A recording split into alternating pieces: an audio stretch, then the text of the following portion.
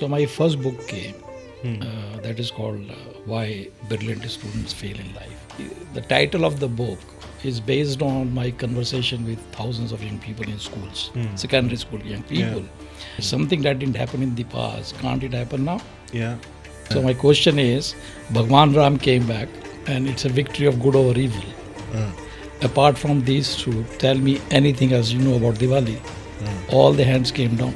And surprising thing was, the majority of them were Hindu kids. So that made me wonder that we call ourselves Hindu and we don't even know simplest of the things, what makes you Hindu.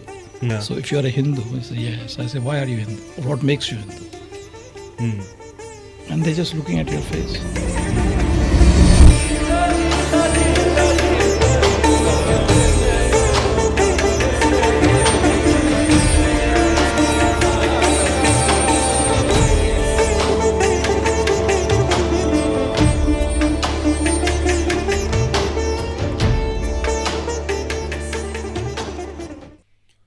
Namaste, Anupam Ji. Namaskar. So good to have you here. Thank you. And it's an honor to have you on this podcast, Anupam Ji. And today I wanted to actually talk to you about one of your books, Hinduism-The Science of Self-Realization. Yeah. So I thought let's just go deep into this book. What was the thought behind this? How did you start with this? How did you conclude this? What's been the journey like? So I want to understand, like, what's the reason why you wrote this book? What's the motivation behind it? Okay, my journey as an author started, I think, in 2020 when it was Corona. And everybody was locked into their houses. So was I. Yeah. So out of the blue, I had a phone call. And this guy asked me this question, do you want to get a book published? I said, book? I said, but I don't write books.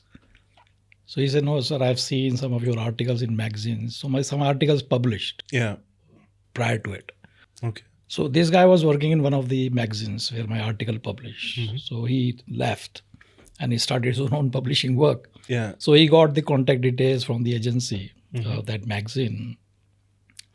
So anyway, so he said, well, I've seen your articles. So if you have some articles, then I can put them into a book form. Yeah. So I had about 25, 30 articles in my machine, computer. So I said, yeah, take it. So I gave it to him. So my first book came. That is called Why Brilliant Students Fail in Life. That was the article before? It wasn't an article. Actually, the title of the book is based on my conversation with thousands of young people in schools, secondary school young people. Yeah. And when I realized, when I was talking to them, the majority of them were Hindu kids. So I asked them very simple questions. But primarily I was asking, you get 95%. How many of you get 95% in the class? So you got 4 or 5 hands rising up. And then rest of them didn't raise their hands. So I said, why didn't you get it? So they were just looking at my face. What was that question? Right. And those who had 95, I said, can you repeat your performance this year as well? Yeah. And they were equally mum. So they had no confidence they can do it. So I said, you have already done something. Why can't you repeat it? And those who said, well, why didn't you get it? He said, because you've never got it. So I said, what does that mean? It's something that didn't happen in the past. Can't it happen now? Yeah. So though they thought about it, but they never thought before me asking them this question. So they started getting bored because I was talking. Yeah.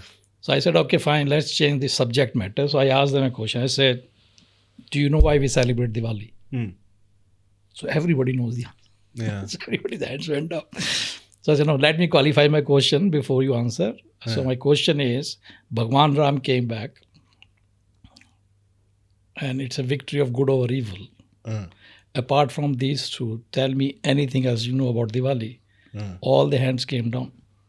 Yeah. And surprising thing was, that is the kind of response across the nation and the diaspora of Hindus, because I live in UK. Yeah. So I've come across a lot of young people. I've met a lot of people in America, USA. Response is the same. Yeah. And then when I was interacting with adults, the parents, response is the same. So that made me wonder that we call ourselves Hindu and we don't even know simplest of the things, what makes you Hindu. So that is another question I started asking. Yeah. So if you are a Hindu, I say yes. I say, why are you Hindu? Or what makes you Hindu? And they're just looking at your face. And nobody can, I have not yet found anybody who can answer these simple questions. Usually it's just you're born into it and then That's it. It's an you're that. accidental, it's called serendipity, if you want to call it serendipity. Happy accident. You're born into a family which claims to be Hindu, hence you are Hindu. And that is the beginning and end of it. Yeah. So that made me think as to why that is the case. And then there was things in the background. I think there was this movie came, Kerala Story. So there's this little scene where this Muslim girl is challenging these Hindu and Christian girls. And they're talking quite derogatory and saying your gods can't protect themselves. How the hell they protect you? So he was challenging their thinking process. So those girls started wondering, they had no clue themselves. So the scene moves into this Hindu girl asking the question. And it's a very devout family. Keralaite, Hindu, very devout. So this mother came out, and she's doing all this pujas and stuff. Yeah. So this young girl asked the question to the mother, and mother was equally, though she's religious, Right. but she has no clue. So this made me think that there is such a gap that we don't know anything about ourselves. Yeah. And your religion, or you call it whatever, it's a philosophy, the culture, the tradition, Indian tradition, which is very much part of, or should be part of everybody's life. So then I went deeper into understanding, because I'm a social worker by trade. Yeah. MSW I have done from Jamia. So when I look at a situation, my mind goes into diagnosis mode. Why that is the situation. So I started exploring into it. Then it's not very, uncommon knowledge that everybody is deprived of this knowledge. State doesn't give you that knowledge. Society doesn't do it. Parents have no clue themselves. So who will give them this knowledge? So that's when the idea started to come that I should write for young people and write in such a way that they can understand and comprehend. They should go beyond these shallow ideas that they, move around with. Shallow ideas of what sort, like? It's like, Bhagwan Ram came back. So came back from where? And where did he go to? And why did he go and why did he come? But why is that important, Anupam Ji? No, it's not important. What you see, the important is this. Because we take this as tales and stories. Yeah. That's it. But are they tales and stories? So there is an English phrase. Because we have developed aversion. And it's not an aversion, but this is something additional extra activity in my life. I have nothing better to do, then I may touch upon it. Yeah. If parents are insisting me to do what they do, I will do it because I can't say no to them. Or out of respect, out of whatever, family tradition. So I do these things. Yeah. But the question, if you have asked question, why you do it? Whatever religious act, anushthan, or whatever that you perform, why do you do it? For the sake of it. It's just a ritual. It is a ritual. You perform. Yeah. And you perform and you never ask a question. But my question is, in your material life, do you do anything like that? Not really, no. You go to an office. I say, why do you go to an office? Do you work there? I say, no. I don't work there. So why do you go there? Why I like it. Do you do it like that? No, not really. If I ask you, give me 1,000 rupees, out of respect, you may not say no to me. But in your mind, you have 100 questions popping up. Why is asking? Why is asking me only? Should I give him? Why should I give him? Will he give it back to me? Is it safe for me to give? 100 questions you will have to go through before you perform the act of giving. Yeah. Isn't it? Also, any ritual for that matter, even like drinking tea in the morning sort of a ritual as a mean. But you have a reason. Yeah, there's a reason to it. Oh, this coffee or this tea which I drink, it is detoxifying effect or it is whatever effect. Yeah. So you have a reason and a purpose for performing an act that you perform in your life. True. Apply the same logic with the spiritual act. It's not that. See, when I'm talking like this, I'm not saying these things are useless activity. They're not. They're very scientific. They're very logical. So when I discuss this theme, I try to clarify things with people so that you understand what I'm talking about. Yeah. There are three things. One is the core knowledge of spirituality, which is like your Upanishad, Gita, Ved, and a whole lot of other things, the Purans and what have you. Then second thing is my understanding of these, right? Yeah. And third thing is my practice based on my understanding. So first thing we are not touching upon. I don't touch upon the first thing unless somebody who wants to have a discussion and debate with me. That's fine. But in general parlance, what I won't talk about it to anybody. When I'm writing my books, I'm not making reference to the first. I make reference to the first. Say, how do I understand? What is my understanding of Diwali? Right. And based on that, my practice is based on it. Right. So this is what I'm talking about. I'm not talking about this first thing. Yeah. First thing does not need any commentary. Unless there's you want enough done on it already. It's debate-less, discussion-less subject matter, unless you are become a rishi yourself. Yeah. So I'm talking about my understanding of it. So Diwali has been, for example, I'm saying Diwali because we are talking about Diwali now. We have taken it as a festival, which is annual, and it is celebrated by Hindus. That's about it. So what do you do with Diwali? You clean your house, you buy new clothes, eat 2 kilo mithai on the day, and blow some crackers, and you're done. And that's where it is reduced to. Or you perform some puja as well. Even that puja you're performing, you have no clue what you're doing. So the way we have learned these rituals, so I'll give you a little story. And I've used this story as an example in some of my books. Is that there was this 8-9-year-old boy. So he asked his mother on the day of their annual puja that, Ma, why do we need this cat for this puja? Because mother asked her to go and find a cat. So for last 2-3 years she was doing it. So this year said, no, you have to tell me, you have to explain it to me. What is the, why you even need cat? So he was wondering in his mind. And she fobbed him off. Come on, don't waste my time. There's too much to do. Pandit is about to come. I have to make prasad. I'll have to make arrangement for the guest coming and all that stuff. And she didn't answer even this year. So this guy was determined, no, this time I will find out. I must find out. Question is, why is the cat here? Why is the cat here? Why you need cat for the puja? So she needed cat every year. Okay. So cat was found, put into a cage, put it on the side of the altar, and the puja is performed, and the cat is released. So he kept watching it, and he wondered why you need cat. So luckily, his grandfather was at home, his Nana. Yeah. So he went to his Nana. He said, Nana, explain me what is this business. So Nana laughed. So he said, actually, you know what? I used to have a cat. And your Nani never liked this cat. Okay. So we always fought about it. Because this cat was very boisterous and she would disturb the puja, put her mouth into the prasad and climb on the pandit and all that stuff. So she gets to get really cross with this cat.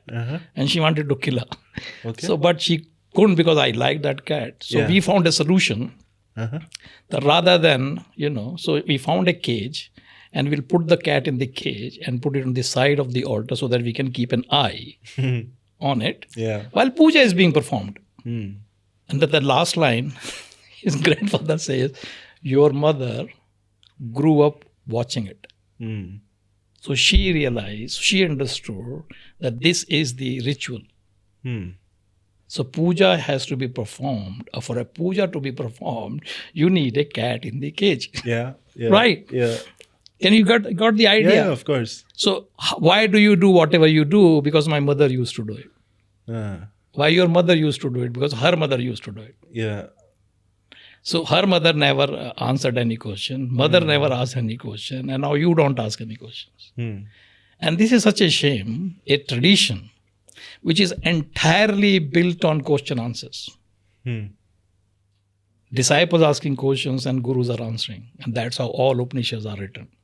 Yeah. Gita is a conversation between two, one inquisitive fellow and the other who is providing the answers. So when the asking question was a tradition, and a student was asked not to believe in anything unless you are logically, rationally, and scientifically satisfied in your mind, no matter what is the source of the information, whether it is Gita or a rishi or a guru, no matter highly enlightened person telling you something to do, ask questions. Why should I do it? Or why should, not that, but why should it be done? Yeah. What is the benefit? How this benefit will help me in my life? What is the logic behind all these things that I do in my life? How does it aid or benefit? Yeah. So these are questions. Of course. But unfortunately, I don't know for how long, we have stopped asking questions. And everybody is just living a life as everybody needs a cat in the cage. So these questions were actually started bothering me. When I looked at and talked to a wide, section of Hindus, not all of them, they're in crores. But wherever I go, I will ask this simple question to young people in my family. When I go to marriage, I'm engaging in the Ekpashal, I throw this question at them just to check out whether things have changed since I started writing books. Wherever you go in the world, you have the same state of affairs. We do a lot of anushthan, we do a lot of this, and people have created their own explanations. And if you ask people, for example, people say, like meditation is a very fashionable thing to do, isn't it? Everybody wants to meditate. The same question is, why do you meditate? Why you must meditate? So meditation now has been reduced to a painkiller. Then you take painkiller if you have a pain. Yeah, it's soothing. And soothing. So you are stressed. calming. A lot of things are happening in your work time. You are stressed because you are looking at losing your job or whatever the situation may be, whatever makes you stressed, or your sleeplessness and whatever experiences you're having. So meditation has become like a painkiller. So you sit for 5 minutes, 10 minutes every morning. And some people have become so addicted to meditation, they keep on meditating all the time. And I say, why you're meditating all the time? Every morning for 20 years I'm meditating. I say, really? But why? I say, I get peace. Did you get peace then? So if you got peace, why you keep doing it? No, you got peace only when I'm doing it. So what is the benefit of doing something when you only get benefit at the time when you're performing it? Fair. When you step out of your job, you go back into the situation, go back into the stress. So what is the fayda? So we do a lot of these things and we have found our own explanation in the absence of the logic. What I understand, sorry to cut you there. So what I understand from this is you're saying since you're investing time on this, might as well get the ROI on it, right? Or just understand where it's coming from and make the most of it. Yeah.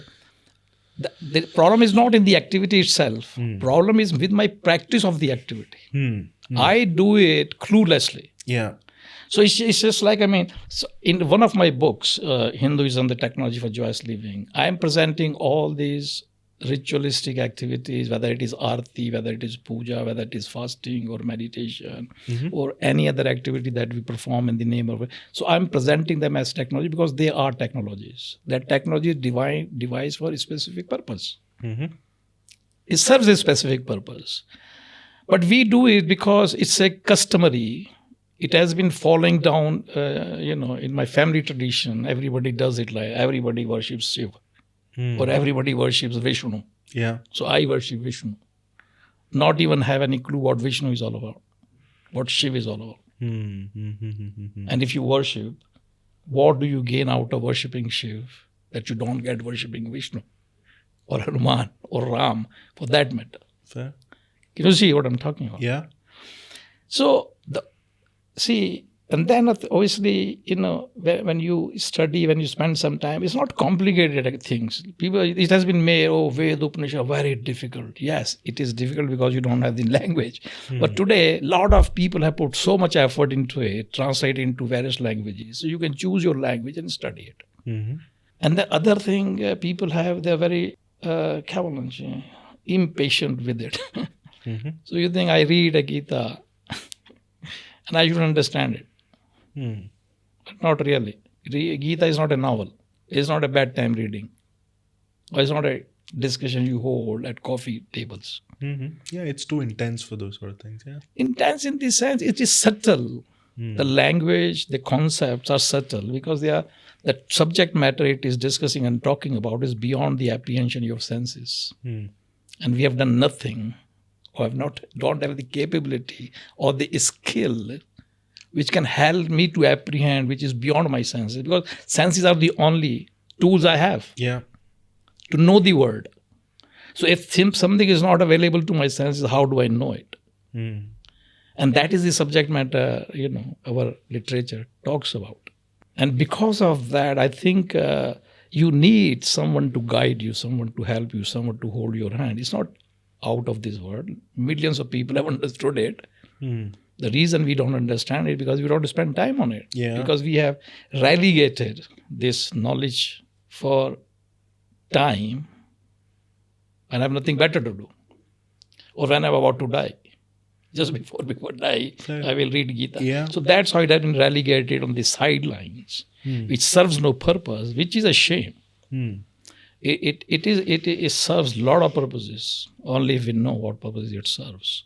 We are chasing after money, which you should not chase. Why should you chase something that should chase you? Money should chase you.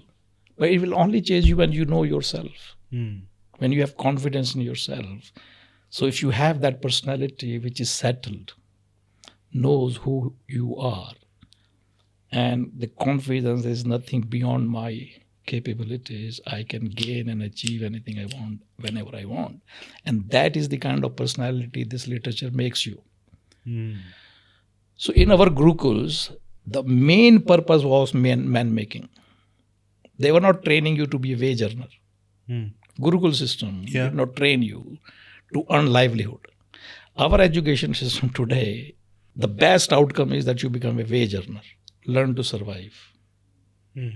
So money is your only God that you worship.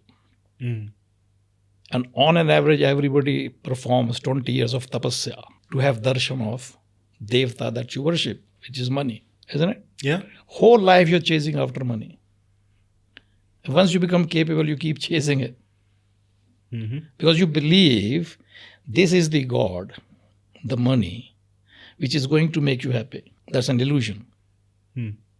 But I don't know, it is an illusion. I think it is real. So if I can't make money with positive means, moral means, ethical means, because I'm not trained enough, equipped enough, I don't have that kind of a firm personality within myself, I can fall very easily with any little temptations or any little lure. All I have to do is turn my attention and let the person do what he wants to do. For that, he is willing to give you whatever. So if you justify it, or just by turning my face this way, if I'm making double the amount of income, why not? So you become corrupt. Why? Because you want money. For money, you're willing to throw your parents off. You're willing to stab your brother. You're willing to do adultery. Willing to do any damn thing just to make money. Because that is the God you worshipped all your life.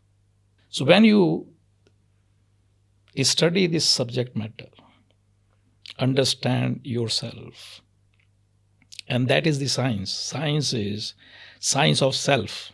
It teaches you, tells you who you are. Who you really are, not who you are. Who you really are. Because my idea of who I am is based on my perceptions that I've gained through my experiences. So my experiences have told me that I'm a male. I'm Anupam Ji, son of, brother of, friend of, employee of, neighbor of, and that's what we keep doing. So that's what I think. This is what my personality is. And because this personality is making reference to you nothing but Sharir, Man, Buddhi. And these are transient, gross material, but not permanent in nature. So it can never give you anything in permanence. Neither no peace, no happiness, nothing. You can't get permanent happiness. So once you know yourself, and that is what the literature is promising, that what you gain out of it is permanent in nature. Yeah. So this is the science of self. It tells you who you really are and how your internal system works. Fair. So Anupam Ji, very curious, since you come from the psychology side of things, right? You understand psychology.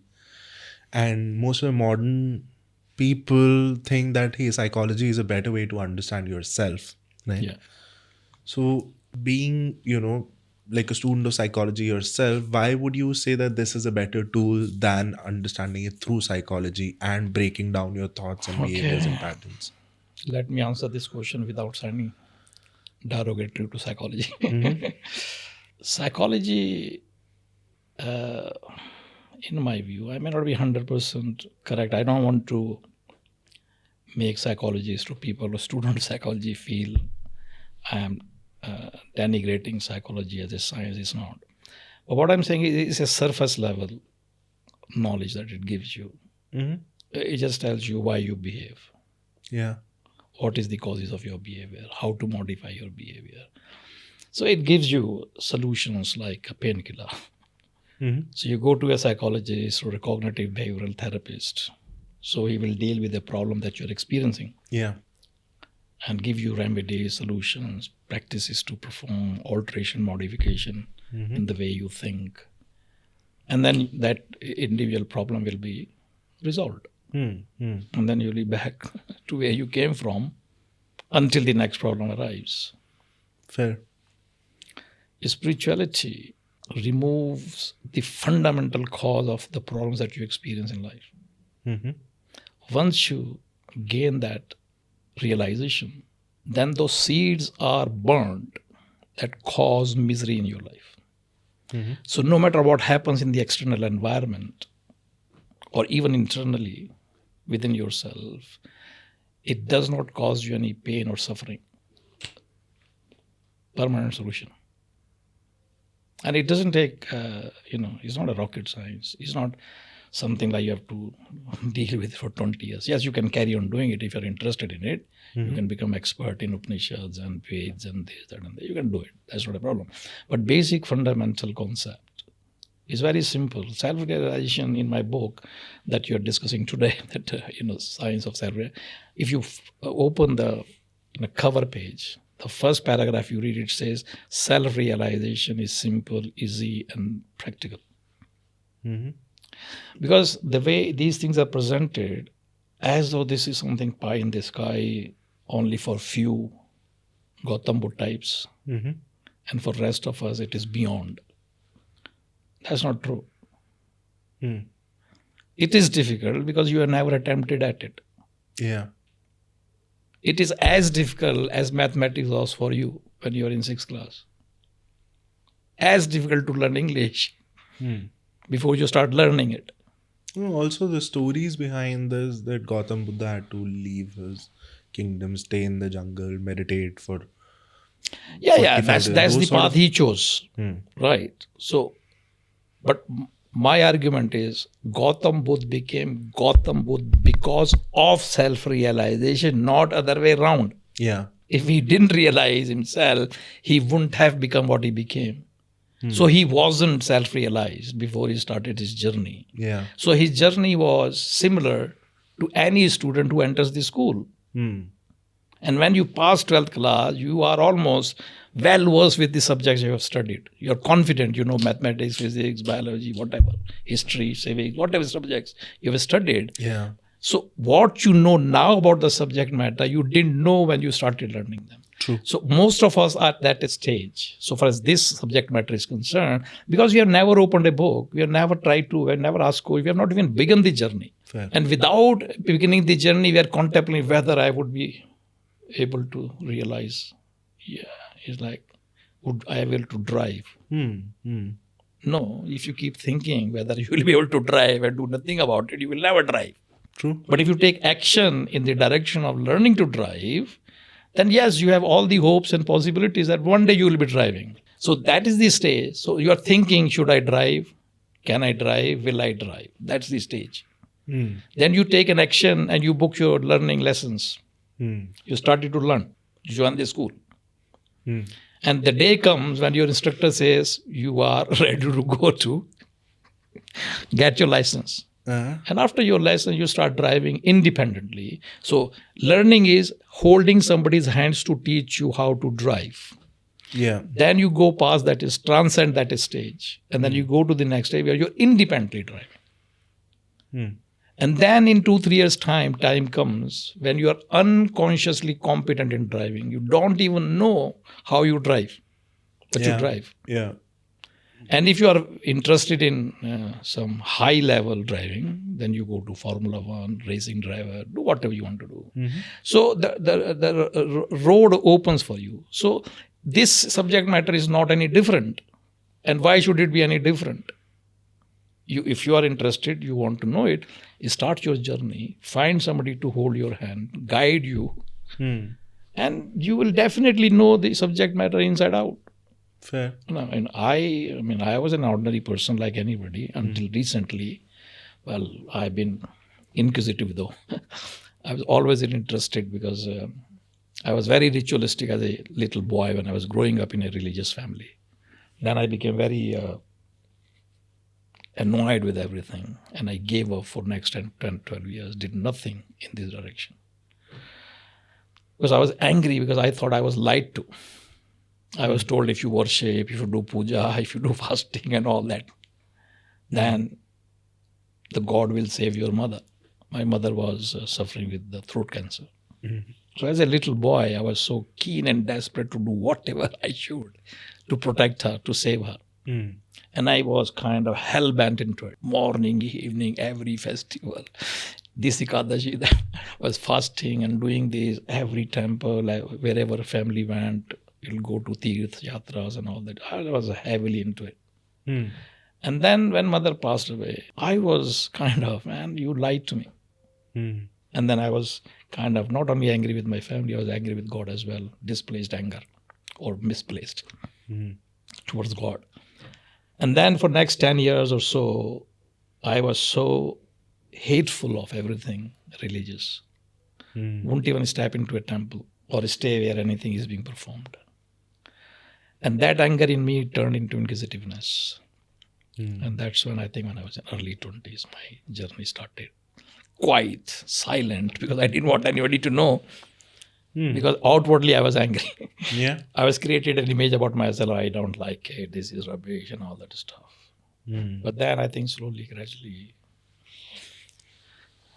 I just went, I just took a deep dive into it. So, and that I did, all that study and everything, I did alongside my main life, in my job, my business and everything else I was doing. So when you are interested, you always find time. Fair. So when we're talking about self-realization, and you yourself mentioned that we think of monks and Gautam Buddhas and these, figures and idols. But for a person who has ambitions, who has relationships to manage, where does this scenario fit in, Anupam Ji? The self-realization bit. I think it depends because that's what I said. There was a lot of misnomers, miscomprehensions about a lot of ideas. You think because getting into this field of knowledge, you'll have to give up family or shave your head and buy orange cloth and wear it. No, it's not this versus that. But why is that important for the person who's chasing ambitions and has for the same? If you want to chase ambition, then you should chase it stresslessly. Can you do that? With your current knowledge of secular knowledge, can you do that? Can you be stressless? Can you have a deep sleep every night and still do it? Can you earn 10 times more what you earn right now? That's what it does. When you realize yourself that all those foundations, shackles, that you're working under right now will loosen and go away. Then money chases you. You don't chase money. Whatever ambition you may have, you can achieve it, but you have no stress. You do it calmly. You do it because you've decided to do it. So your personality flourishes. The whole idea of spiritual study is to know who you really are. And when you know who you really are, the abundance opens, unfolds for you. And when you have that high level of confidence, then everything you touch turns gold. Right now, you're chasing after it, isn't it? Yeah. So it's complementary in my view. A spiritual life and material life cannot be segregated. If it is segregated, then material life will be miserable, which is right now. We are having miserable experiences of life. Right. Every little things will harass you. Yeah. You have suffering, you have pain, you have got disappointment, you have got depression and a whole lot of other things. So you may get to your objective or targets, but then you are losing too much out of it. Isn't it? Yeah. And by the time you come to that end, you're not able to utilize that money that you have earned. Because you're so sick, so ill, and you've lost all your interest in anything. So you worked all your life to accumulate, which serves no purpose. With this, when you know yourself, when you have a life which is spiritual, so spirituality is the foundation upon which you build your material life. And when you do that, you achieve, if I'm saying 10 times, I mean you achieve much more than you can achieve right now. And you do it without going through all the rigmaroles and tensions and worries of life. That's what it is. And but there is no compulsion for it. The Gita says, or I think it's not Gita, but I think Vivek Chudamani is a Granth by Vivek, by Shankaracharya ji. So he says there is a voluntary admission in Hinduism. There is no compulsion. If you think you want better version of yourself, then you enter. Otherwise, you are welcome to keep rotting in your life as you are doing right now. But if you want better version of yourself, you want a much better version of your life experiences, then you are most welcome. So idea is basically, in my view, see, what does it do? Right now, I've used this concept in my latest book that we'll talk about some other time. Our current education system is only making you knowledgeable of subjects, subjects which are other than yourself. No effort is being made to help you to know yourself.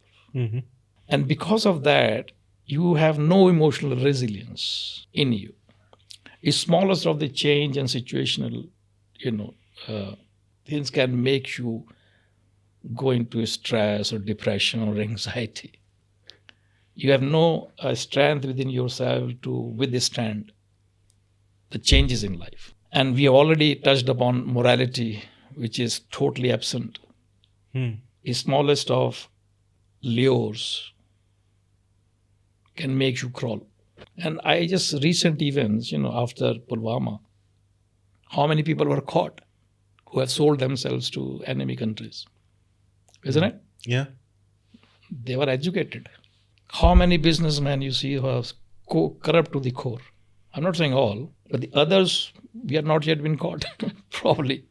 Politicians, judges, engineers, bureaucrats. Which field can you find where people are not corrupt? Why they are corrupt? They're corrupt because they're born corrupt? No, they're not born corrupt. We are not supplying or inducing morality. We're not building their character. We are not making man out of system. We are making wages. So they are earning wages. By hook or by crook, I must earn. Why? That's what you have been taught me to earn. So people are earning money. Why complain? Yeah. And so I think if we give people that strength, emotional strength to withstand situations, so you train yourself or protect yourself from the miserable conditions of life. Miserable condition is not because of the external environment. Yeah. It is caused by your own self. Situation or situation, they are neither good nor bad. But you consider it is frightening, fearful, harming, or whatever. But situation is not. Situation is situation. But because you have no intelligence within yourself, you don't understand how your internal system works. So you just basically accept everything your mind is telling you. Oh, this is dangerous. You believe, oh yeah, it is dangerous. So you are frightened now. And, oh, this is pleasant. So you start jumping up and down. Thing by itself, anything, is neither good nor bad. It is my mind which tells me. And this is the internal mechanism. It is called antahkarana in Sanskrit, an internal instrument. Yeah. So what this science tells you is this, how this internal instrument works. So it's a science. That is the title of the book. Hinduism is the science of self-realization, knowing who you really are. So in that probably it teaches you how mind works. And you can test it. You don't have to believe because I'm telling you. You can test it. You test your own mind. Whatever you believe, it becomes real. It brings things in your evidence to convince you that what you think is right. Whatever that may be, whether it is a negative thought that you're holding or testing, or is a positive thought. Whatever thoughts you hold in your mind, it will be proved right. Fair. Very, very beautiful thing that you just said that, hey, just check your, use your mind to realize what's true. There's no good or bad or, it's just our mind which says it's pleasant, unpleasant. So you kind of avoid what is unpleasant and you kind of want to want more of what you find is pleasant. But what's Hindu in this? Why Hinduism? Hindu is a term. Hindu word I have not read anywhere in any scriptures. Hindu is a imposition or a name. This is a religion agnostic thing, right? Mind is... Religion agnostic. What does it mean? It's a religion free. It's a human thing. It's a human psychology to a different level. It's a psychology of human life. It's trying to tell you who you really are. The question that you asked me, so I found another distinction between it. Modern psychology works with what you think you are. Spirituality as a human psychology works with who you really are. That's the difference. Yeah. So human psychology works with what you think you are. Spirituality helps you understand who you really are. So that is the difference. Broader difference is in comparative terms, this is much greater. Modern psychology is 5% if it is 100. That's my view. I'm not saying I proved it. Yeah. But in my view, I think it burns the causes of your pain. Modern psychology cures the pain. It's like medical model. Yeah. Medical model, they work on symptomatic treatment. So does psychology. Yeah. So if you're suffering, you have a problem, you have got symptom of a problem, it will cure you. So it's got techniques and tools and strategies to help you, soothe your pain or relieve the symptom. This one cures the source of pain. It burns the seeds once for all. So no matter what happens in your external life, you never go through any sufferings once you know who you really are. It's a simple science. Like what you just touched upon, the same subject. So you know how we experience life. So you think an object is pleasant. Why do you think it's pleasant? Because you're getting nice sensations. Yeah, feeling is good, yeah. You're feeling good about it. Yeah. But this whole process happens in fraction of seconds and you start connecting your feelings with the object. And you think, this object gives me this feeling. So you want to acquire it so that I can keep having these feelings. Right? Yeah. Yes. Or at the same time you think, this is painful, this is bloody, disgusting stuff. Because you have a painful or uncomfortable sensations within yourself. Yeah. So you associate your feelings with this source. You think this is the source of it. So that's what I believe. So if you like something, you have attachment. And if you don't like something, you have a aversion to it. Yeah. Sanskrit में तो बोलते हैं राग and द्वेष. राग and द्वेष. सुना है ये? Yes. राग एंड द्वेष. हाँ जी. तो जब किसी चीज से अटैचमेंट होती है, what is the automatic response to it? Within yourself, you want to acquire it. Yeah. You have attachment with it. You want to have aversion. Mein you want to avoid it. In both these cases, you have created agitation in your mind, and you can never experience peace. Why? Because the mind's natural state of being is peaceful. But because of these desires to either acquire or avert, constantly, I keep disturbing my peace of mind. Yeah. So no matter how much you do, you wouldn't have any peace. And we no, sir, what are you talking about? Whenever I go to this temple or that temple, I get peace. Yeah, that's fine, because whenever you disconnect your mind from external world, mind will acquire its original form, which is peaceful. So normally kya hota, when you go in a temple and you sit and you close your eyes, you disconnect yourself, no additional thoughts are entering your mind, so mind acquires peace. Yeah.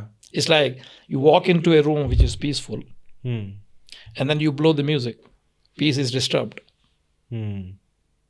So how do you bring the peace back? By removing the source of distraction. Right?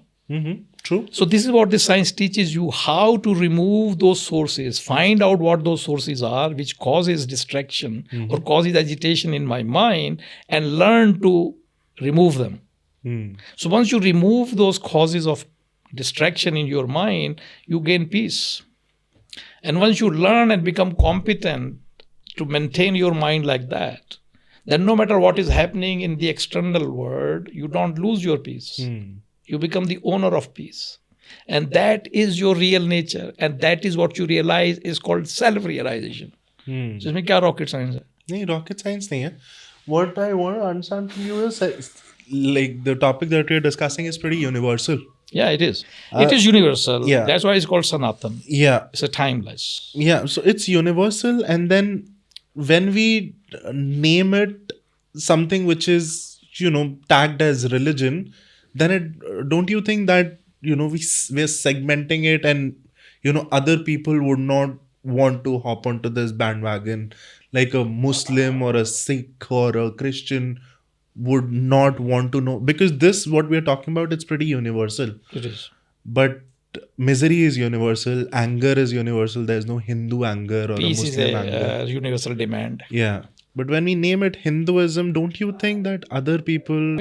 I think we are now entering into the political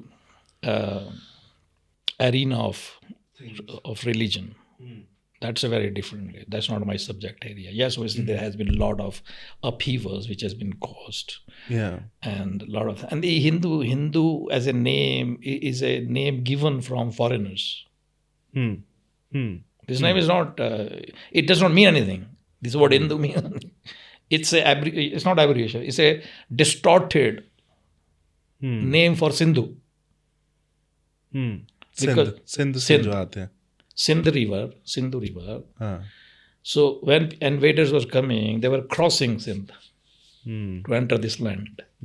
So from Sindh, and I think you can read upon it on Google. So you will have explanation how things distorted, and then so Sindhu become Hindu, India. Yeah. So it is all it's changed. So the practice, the lifestyle of the people in this land, is from Himalaya to Kanyakumari, Indian Ocean, were named Hindus. So whatever our lifestyle was, because it's a lifestyle of this piece of land, our culture, our tradition, our philosophies that we lived by. Yeah.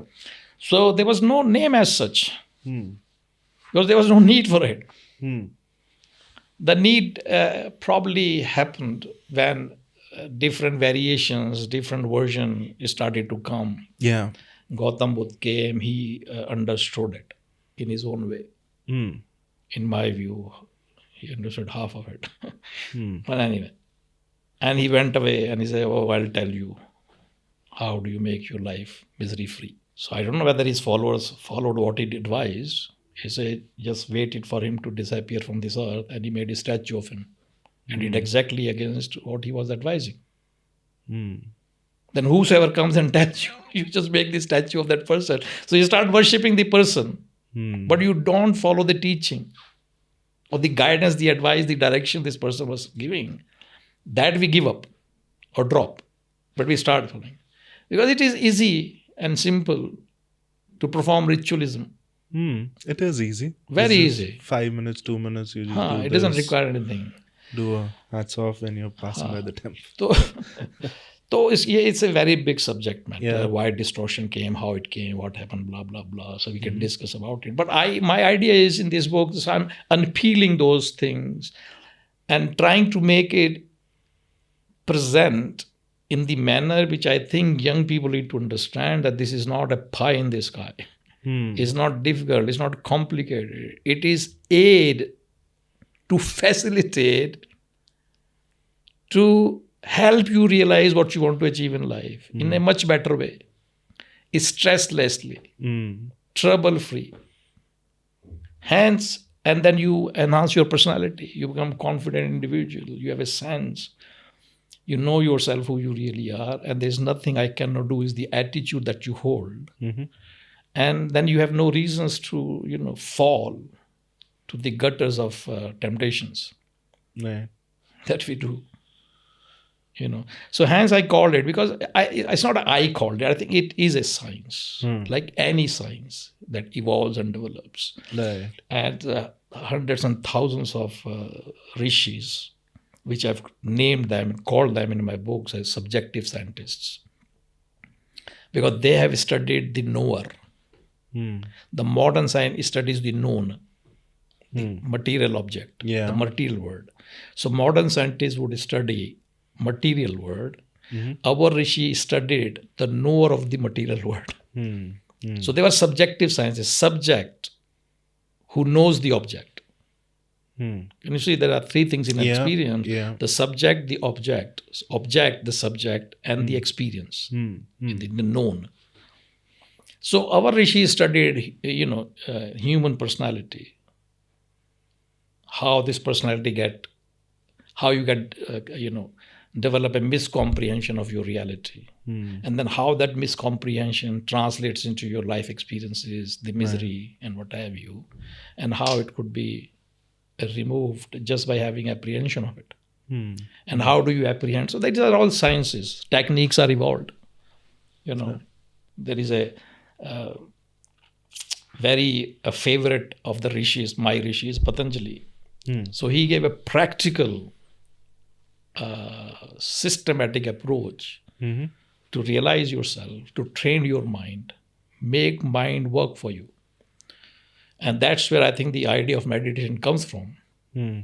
But like in anything in modern days, everybody who finds something useful or fascinating, they run with it. So somebody is teaching everybody meditation.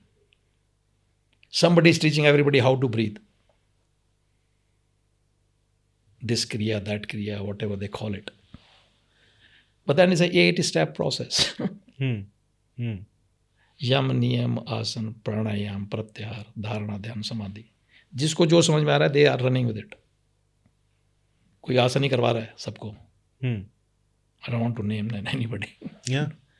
So for them, asana is the end, beginning and end of everything. No, it's not. It's a part of a procedure. Asana is not the end. It's a little phase in the procedure. That is essential procedure. Pranayam, which is controlling your breath and learning how to scientifically breathe. There's a reason for it. So once you learn that skill and ability, you have to move forward. And then you come to dharana. Dharana means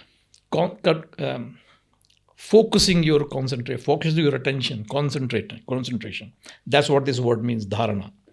Why? Because they realize that mind is an entity which is wandering directionlessly, and the holder of the mind has no control. And that is the cause of your misery. Why you have no control over your mind. Whatever your mind tells you, you believe in it, and you start jumping up and down. Yeah. So he tells you, how do you do it? So first you do is, from a wandering state of mind, you bring focused or attention to your mind at your command. Yeah. And once you gain that little competency in concentration of your mind, then you move to the next stage of sustaining that concentration over a period of time. That sustained concentration is called dhyan. English maybe call it meditation, sustained concentration. Then you practice that sustained concentration to the extent that becomes your state of being. Yeah. You remain that way all the time. So when it happens like that, two things get cured in you. Mind stops wandering without your permission. Second, it stops converting things into or defining things into binary. Because this binary conversion is the cause of pain. Yeah. Right? So when your mind does not say this is good or bad, there is no attachment or aversion. Hence, there is no corresponding emotions getting invoked in you, and you don't feel it. True. So when you don't feel it, you have no experience. Yeah. Yeah. So there is no pain, and there is no desire to chase after what you think is good. So that's what. So now Patanjali has said that this is the prerequisite. Having that is called, that stage is called samadhi. When your intellect, your mind becomes equanimous, it does not qualify things into good or bad, success and failure, this and the other. It just sees the world as it is. That stage of evolution, development that you have acquired is called samadhi. If I ask you what is samadhi, what would you say what is samadhi? Samadhi is a tomb, isn't it? Samadhi is... उनकी समाधि पे जा रहे हैं. उनकी समाधि मतलब they are buried there. They are not buried. That is not samadhi. That may be a use of that word. Or samadhi ka adar matlab you think, oh, that person has taken samadhi. No, he's not taken samadhi, he's died. Now he wouldn't be able to, has no instrument left for him to realize or experience anything. What I understand of samadhi is pretty similar to what you said as dhyan. A lot of people who are now exploring it. But it's a state of awareness, consciousness, and it's a controlled.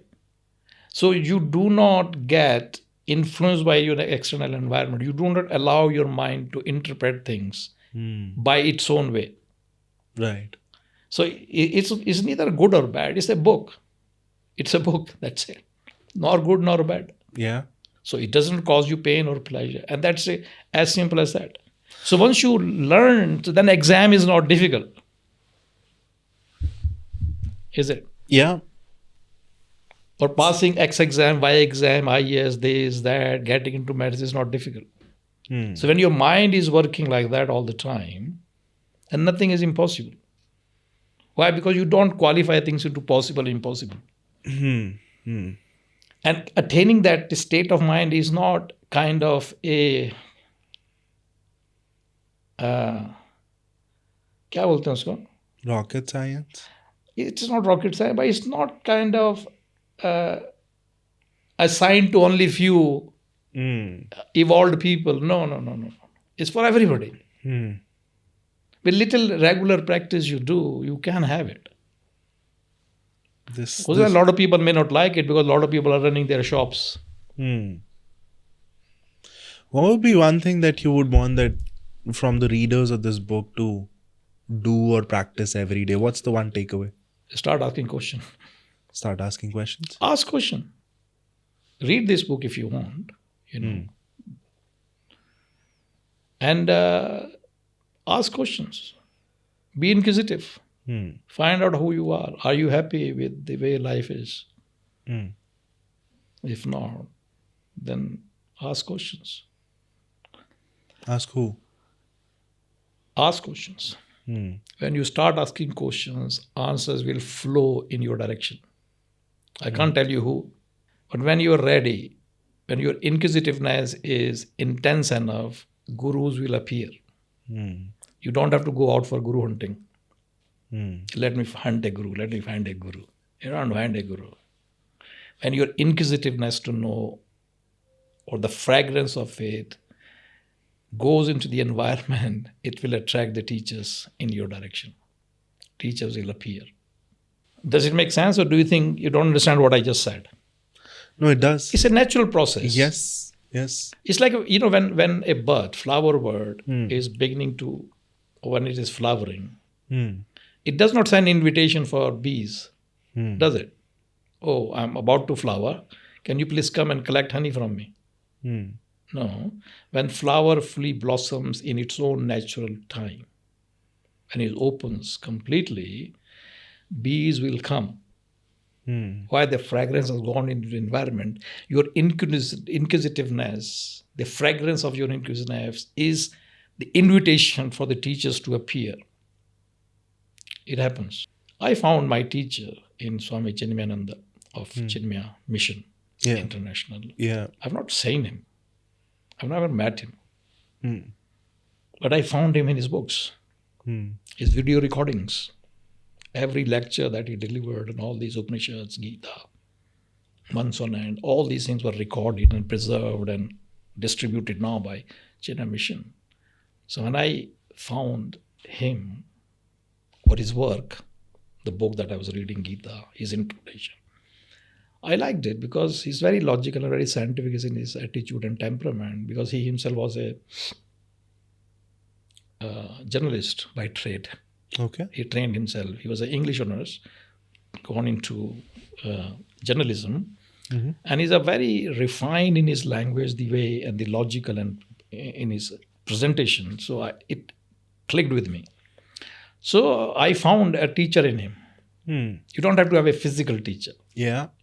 Yeah. You find teachers. I mean, and for these kind of questions, there are a lot of, not a lot, but there's a story in, I think it's Vishnu Purana or something, where he's talking about this Avadut who said, I've got 24 gurus in his life. And he's a self-realized guy and has given up everything. So he says everything is a guru. If you want to learn, you can learn from anything. The entire universe, the world, the nature, everything in this world is a teacher. Tree is a teacher, river is a teacher, bee is a teacher, butterfly is a teacher, dog is a teacher, cat is a teacher. Everybody has some unique abilities in them that you can pick up from them. You can pick up loyalty from a dog, but you absorb that loyalty and inculcate that quality within yourself. From bees and butterfly, you can learn to chase goodness in life. Isn't it? Yeah. From trees, you can love giving without any expectations, without any discrimination. Tree does not send you a bill. Yeah. And it gives you fruit, the shade, and a whole lot of other things. They give for the sake of giving. So you can develop those attributes. So in terms of guru, there are millions of gurus around there. But if you really want to have a guru which can guide you through the literature, they will appear. You will find people who suit with your temperament, what you want to understand. So it's not that difficult. I'm telling you, there are millions of people. There are a lot of people around. They're quietly doing their work. And obviously, they would be more than happy to find a student who is inquisitive, with a burning desire to know. And once you know it, I think in my view, I'm making a proposal that with IQ, there should also be taught EQ and MQ, emotional resilience and moral compass. And that should be assessed in addition to the academic performance. Because academic performance just makes you wage earner. Yeah. It doesn't do anything. Whatever you learn with reference to the job that you do it when you start the job. Before that, you have no clue. You have a basic knowledge, idea, scientific principles, knowledge, temperaments, attitudes, logics, and all that stuff you gain from your basic education. But why place so much emphasis on just basic education?